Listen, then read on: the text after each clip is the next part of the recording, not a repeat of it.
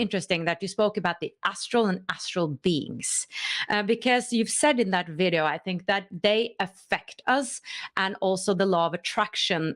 So sometimes we can think it's our own thoughts, but it's really not. So for those who are new to the astral and what an astral being is, could you really explain what they are and how they can affect us?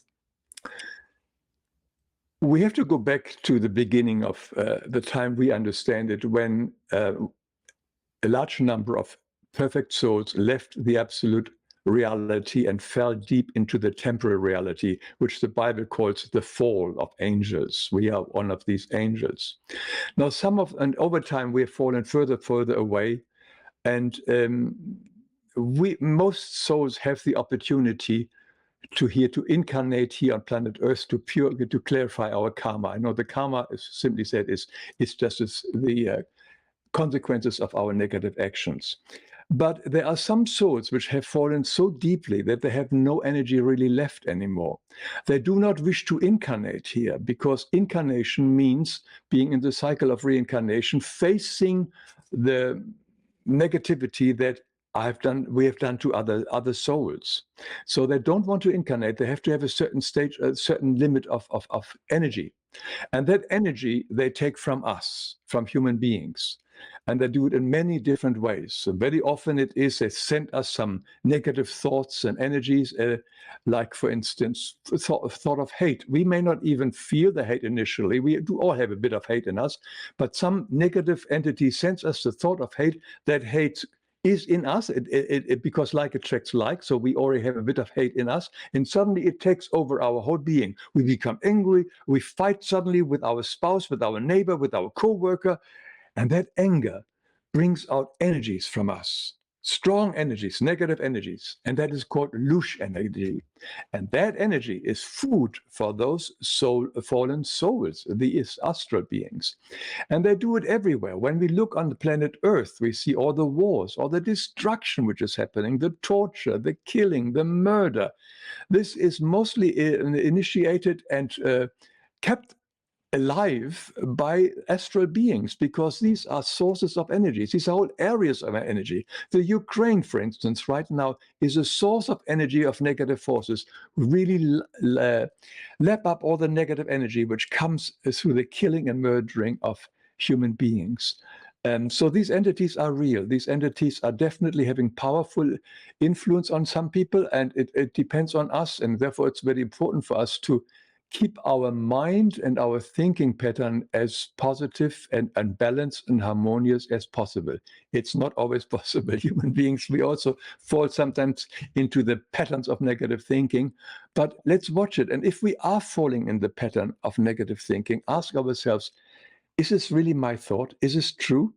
There is Byron Katie's wonderful work, where you ask all these negative questions, 4 questions you ask. Is it true? Can I really be sure that it is true? And these 4 questions, if you go on Byron Katie's website, are very, very helpful, very simple. But if anybody is stuck in a negative thought pattern, that would help very quickly for them to clear that thought pattern. And as I said, it may not even have come from ourselves, but we can get stuck from it.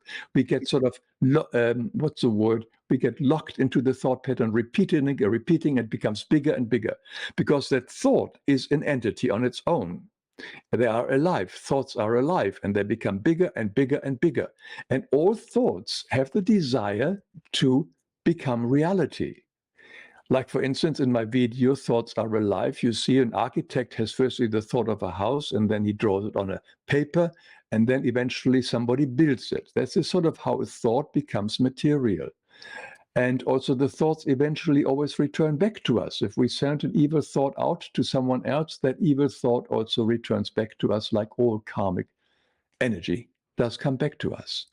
That is so interesting. And I think you call it thought complex. And that was new to me a few years ago. And I was just so amazed by that. I've heard thoughts become things, obviously, that we affect our reality with our thoughts, but not that they become alive. Would you say, I mean, they become alive as an energy, but not as an entity, right? Not as a soul. No, not as a soul with sort of how shall I say, with the willpower moving and so on. They work on the law of attraction, but they're alive, they're energies. Our thoughts are, it's all energies, as I said earlier, and thoughts are energy. And this energy, thought complexes are just leaving us. If thought repeatedly becomes strong and they have a life on their own for a while, and they can attract other thought patterns of same vibrations, and then they can create together a big thought complex. And this is something that's very interesting. When you go, for instance, in an environment of a big city where a lot of people are living, you're basically walking through a sewer of thought complexes. All the people have thought complexes, and they swirl around us wherever we go, in particularly in these highly populated areas, and their thoughts are not necessarily happy thoughts. They're usually negative, distressing thoughts. So that's easy to become depressed in a highly populated area because we pick up so easily thoughts from other people. And it's also sometimes when you enter a room and you just feel already, hey, this is something wrong here. It looks nice, but I don't know. It may be filled with the negative thoughts entity. The person before there may be sit there and brooding, be depressed and so on. And if there is something similar in us, it can attract itself to us. So thought energies are very powerful, and they are not there. Yeah, we just have to be careful with our own thinking. And we always positive thinking, of course, is always easy said, but it's not easily done.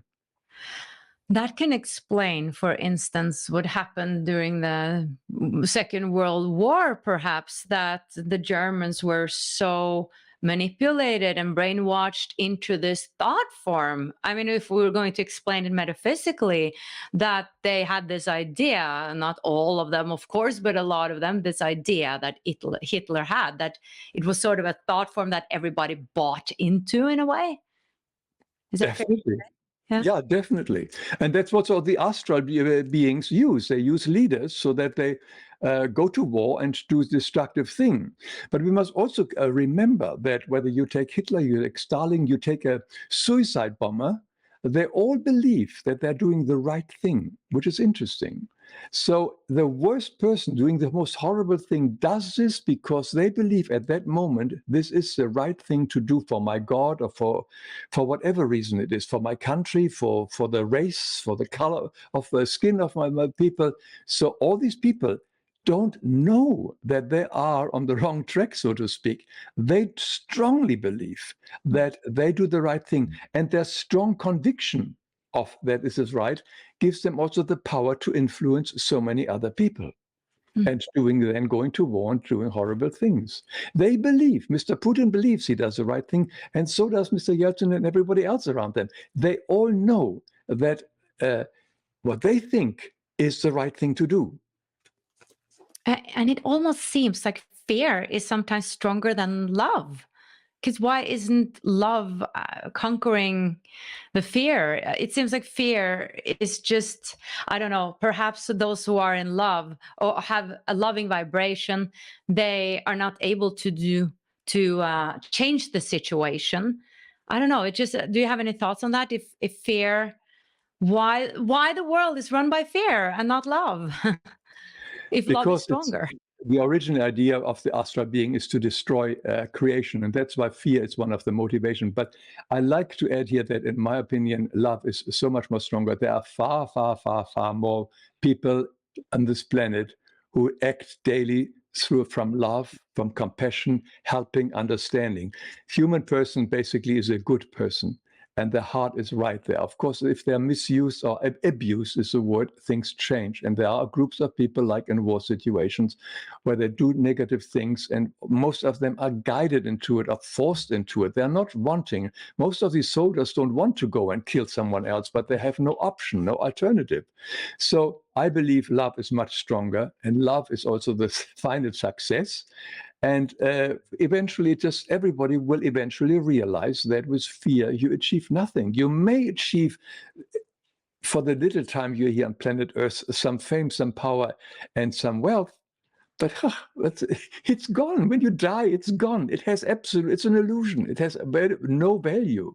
But a soul may have to go through many lifetimes to realize that whatever we have gained here on material use, material wealth, is absolutely, it's a joke. It's really an illusion, and it's just fleeting and gone.